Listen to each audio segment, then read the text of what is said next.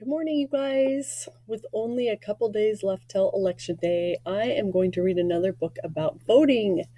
This is called Elizabeth Leads the Way, another book about Elizabeth Cady Stanton and the right to vote. This is a 3.8 accelerated reading level book, and let's get started. Pretty awesome. Elizabeth Leads the Way.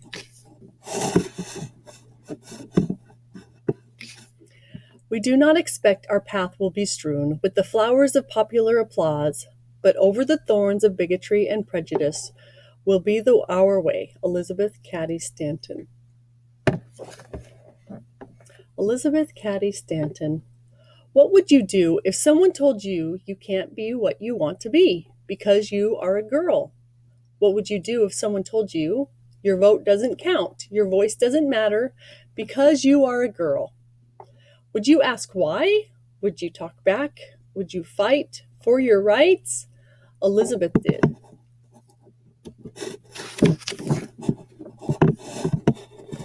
All of these things used to be true back when Elizabeth Cady was a girl, and all of these things might still be true today if Elizabeth hadn't led the way. She was only 4 years old the first time she heard someone, a woman, say life was better for boys. The women had come to visit Elizabeth's new baby sister. What a pity it is she is a girl. How could anyone look at a little baby and feel sad? What could be wrong about being a girl? She was 13 years old when her father, Judge Cady, told a woman whose husband had died that the farm she had spent her whole life working on would be taken from her. Without a husband, the law stated nothing belonged to her.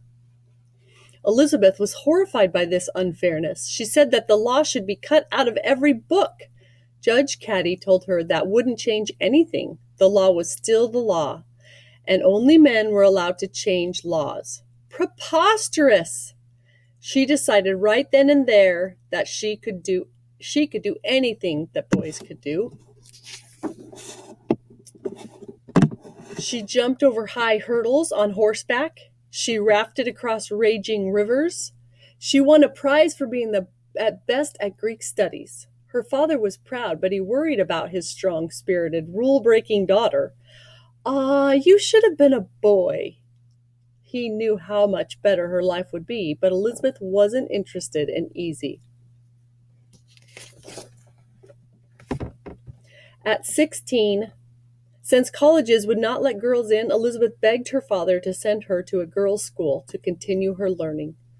So while most young ladies were getting married, washing dishes, doing laundry, and having babies, Elizabeth was studying religion, math, science, French, and writing. Several years later, Elizabeth Cady met Henry Stanton. He was an abolitionist, speaking out against slavery. He understood how unfair it was for people not to have the rights and powers. He did not laugh when Elizabeth talked about freedom. He did not laugh when Elizabeth said all people should be able to live life the way they choose. And he did not laugh when she told him she would add his name to her own, but would not give up hers just to marry him. So Elizabeth Cady became Elizabeth Cady Stanton, and her babies, Anne had babies, cooked meals, washed dishes, mended clothes, and did laundry. She loved her babies, but she did not love cooking and dishes, mending, and laundry. One day, her friend Lucietta Mott invited her to lunch. Lucietta had always shared Elizabeth's ideas about all the things women could do and would do if only they had the right. The other women at the lunch shared them too. Elizabeth got fired up. She proposed they hold a meeting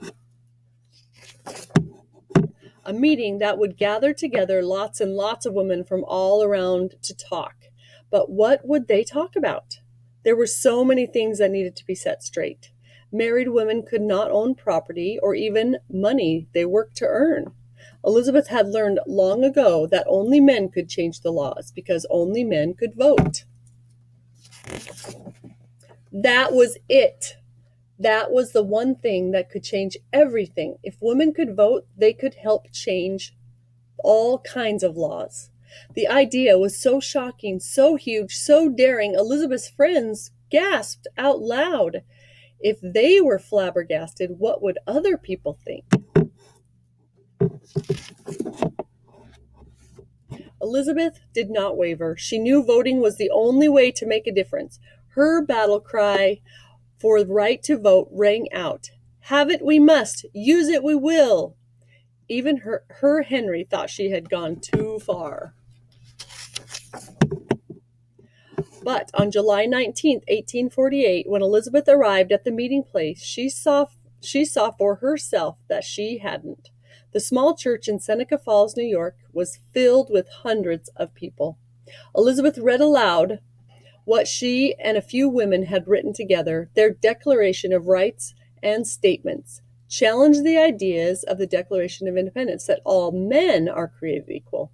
When she finished, she looked into the faces in the crowd and waited. The room was silent. Then a rumble began. It grew louder and louder as people argued whether or not the women should have the vote. Word of the meeting spread like wildfire. Newspapers across the country scolded Elizabeth for her boldness, but other women joined her battle. The idea of women having the right to vote began to buzz in the ear of people from Maine to California. Elizabeth had tossed a stone in the water, and the ripples grew wider and wider and wider. Many said Elizabeth must be stopped, but she was unstoppable. She changed America forever. The end. Here's a cool little bio about Elizabeth Cady Stanton. She was alive from 1815 to 1902.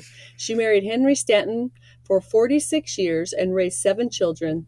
Throughout this time, she worked tirelessly for women's rights. She even ran for Congress in 1866. She reasoned that although she couldn't vote for men, she could still vote for her. In 1869, she and Susan B. Anthony created the National Women's Suffrage Association. Elizabeth served as president for 21 years. She never limited herself to championing only women's right to vote. She was passionate about girls' sports, property, children's